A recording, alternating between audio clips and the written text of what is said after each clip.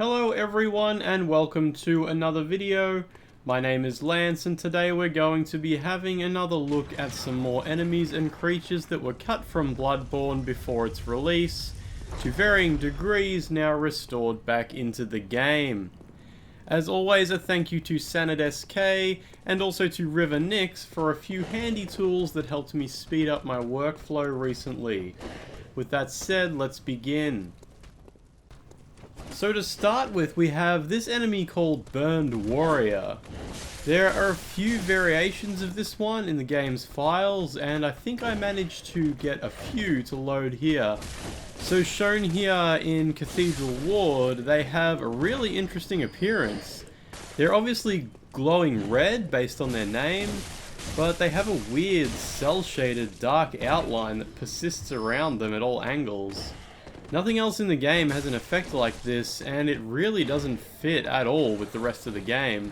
It reminds me of that game 13, which used shaders to keep a persistent black outline around things to make a comic book effect. Still, it's pretty interesting to see.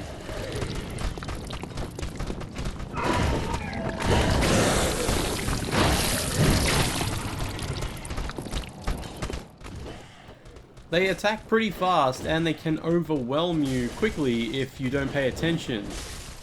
They're also one of the very few enemies that were cut from the game, yet can be parried and have visceral attacks performed on them. In fact, I think they're the only one I've noticed that can do this. I get the impression that the parry and visceral system may have been quite a late addition to the game design and many enemies were cut before it was implemented. Either way, that's not the case with these Burned Warriors.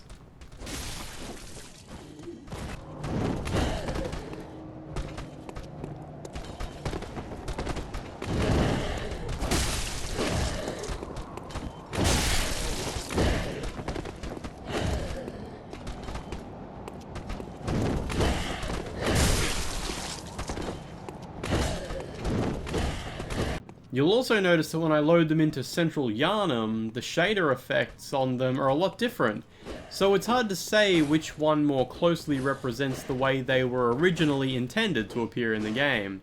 That is, if they were ever really intended to appear at all.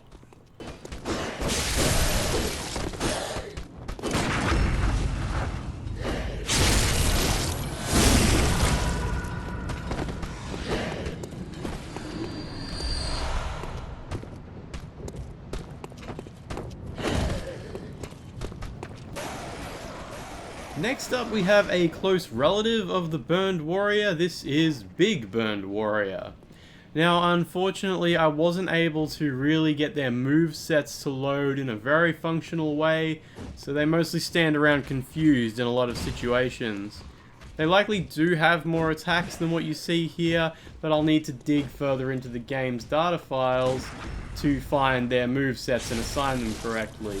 It's a complicated process.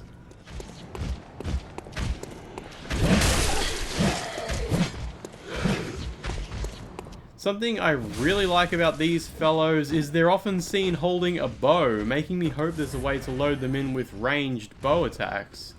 They swing at me with it sometimes, but I'm hoping that's just because they're confused about what weapons they're holding.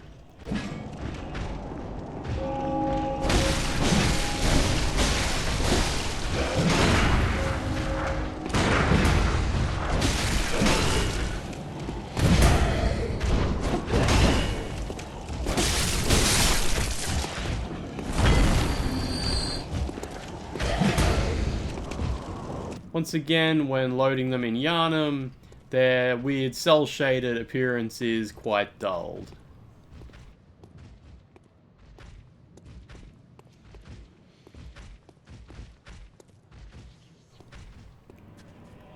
So next we're taking a trip to Cainhurst to talk about the King of Cainhurst, which never actually made an appearance in the final game.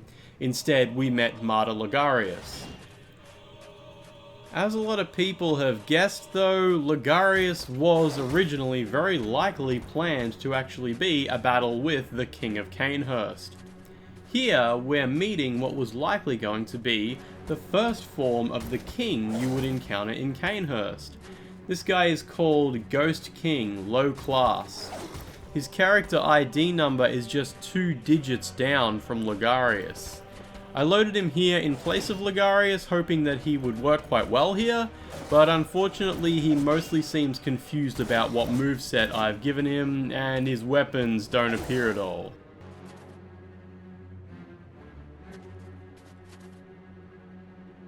So, as I like to do, I loaded him into Cathedral Ward with a variety of weapons and movesets, hoping for a better result. One of the variants has this weird green ball in his hand. He is able to use this as a weapon, as animations for holding it in the air threateningly do exist. Unfortunately, I couldn't convince him to do that.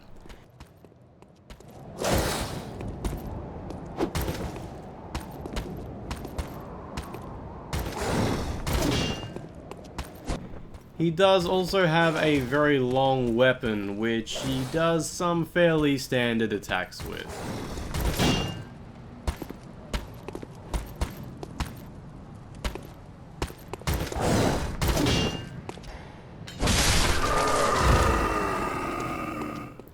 Either way, it's interesting to get a look at a character that may, to some degree, represent what the King of Cainhurst did look like.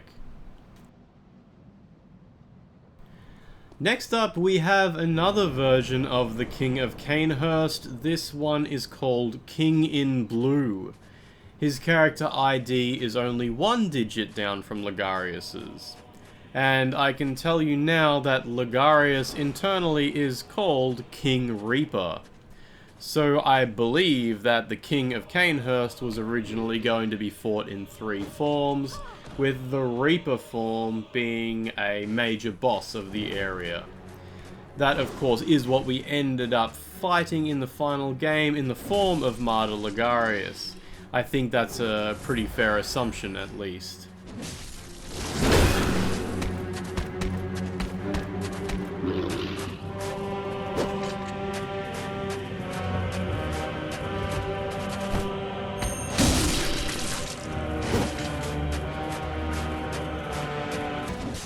So this King in Blue enemy does do some interesting attacks when loaded here in Ligarius' boss arena, including holding his translucent sword in the air and doing some area of effect damage, but his appearance isn't quite right as he's meant to be wearing a large cape.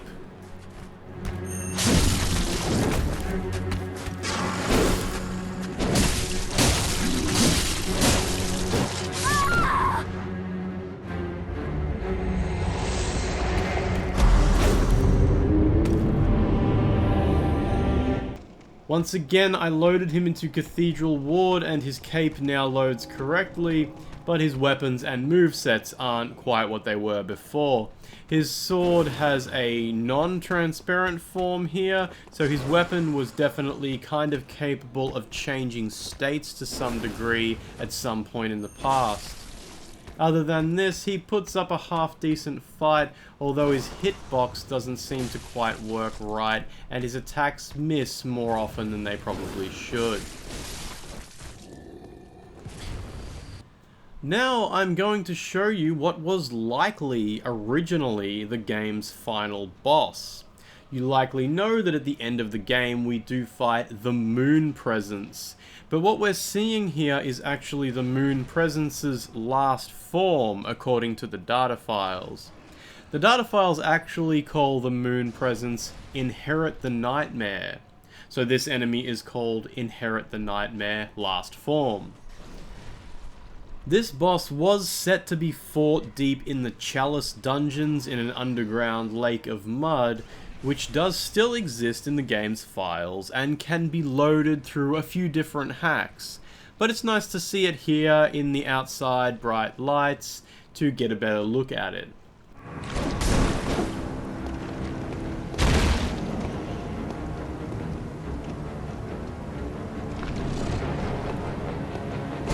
It's a clumsy and unfinished boss, but still interesting to see what was once planned for the game.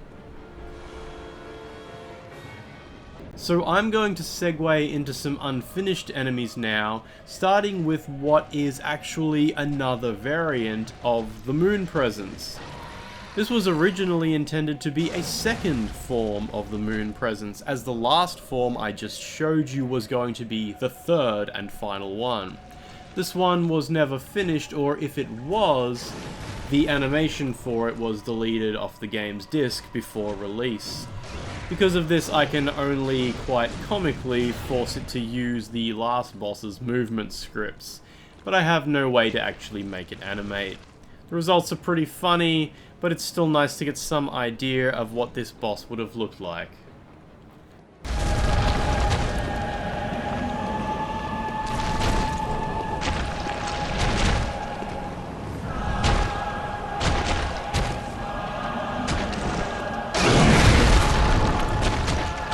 As far as other unfinished creatures go, there's actually this hunter that appeared in the very earliest trailers for Project Beast. The format isn't quite completely compatible with the final game, so it just stands there and doesn't render correctly.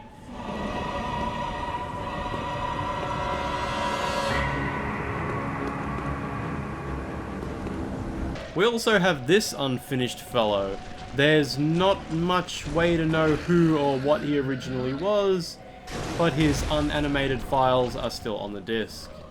There's no hints I've been able to find as to what or where he originally was planned to be. I couldn't find any references to him in any data files at all.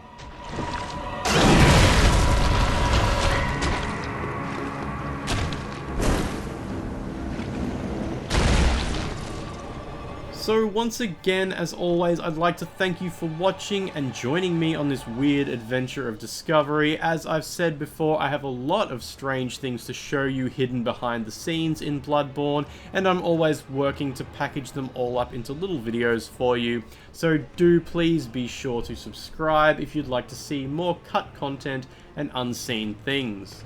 Be sure to let me know in the comments if there's anything in particular you'd like to see. Either way, if you would like a behind the scenes look at how I create these videos, be sure to follow me on Twitter at ManFightDragon, and either way, I hope I'll see you soon in the next video.